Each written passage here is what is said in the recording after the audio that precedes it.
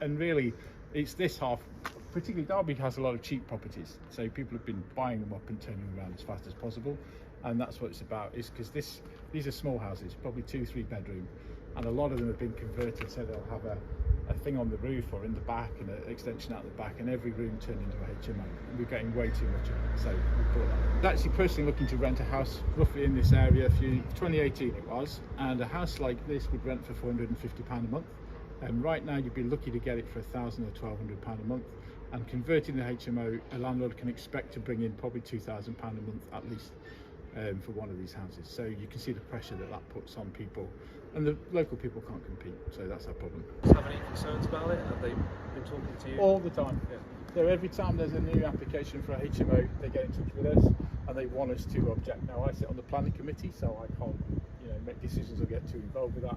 I have to wait and weigh the things and see what I can do. But they're always coming at us saying, look, another HMO, what can we do about it? What are their main concerns about it when they do?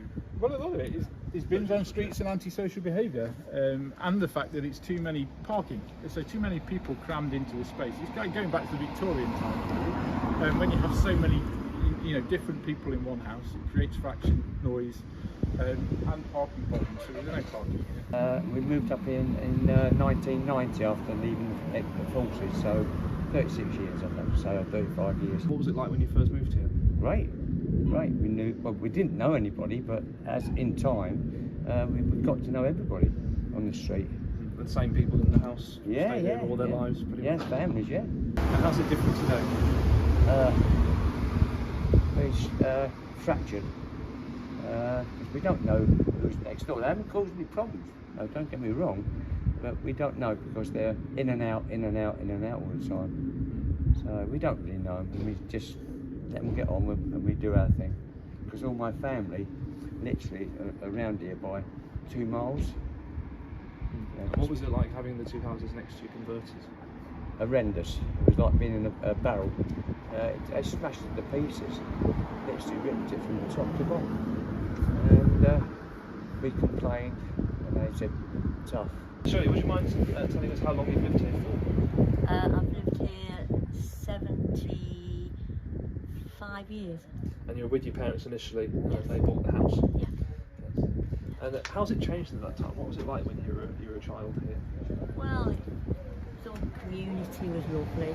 You knew your neighbours, you knew everybody really around here. Whereas you don't know a lot of the people now. There used to have been a big increase in HMOs recently, with lots of people in the same house. Yeah. Has that impacted the area? Most probably, but the only place I can think where that happens is just up the road there, so I don't really know how many. I mean, whether there's other houses that's got more in, I don't know. Family community and spirit is completely gone. There isn't the, people used to know their neighbours, would know different people, and like with this lady, I come here to help her because the spirit's not there, is it? This girl's left on her own to struggle with simple things, even putting the bins out. In today's world, when I was younger, 70s, 80s, very different. Yeah, everybody knew. I mean, I was one of those kids that played in the streets until it was dusk. You know what I mean? And and every neighbour was a parent. Do you know what I mean? Everyone knew everyone's kids. I don't know, it was just different. Yeah, and I was the kid that knocked on asking for sugar and things when you needed help. And I guess there weren't the shops as well back then. I do remember Wednesdays afternoons being closed, and there wasn't a supermarket every 5 minutes, so you were stranded, and there was a lot more of it. But yeah, now it's none of that, is there? People don't seem to care. I mean, like now we've got bins left in the street and rubbish dumped. I think that's one other thing that people, lack of respect, isn't there, for where they live.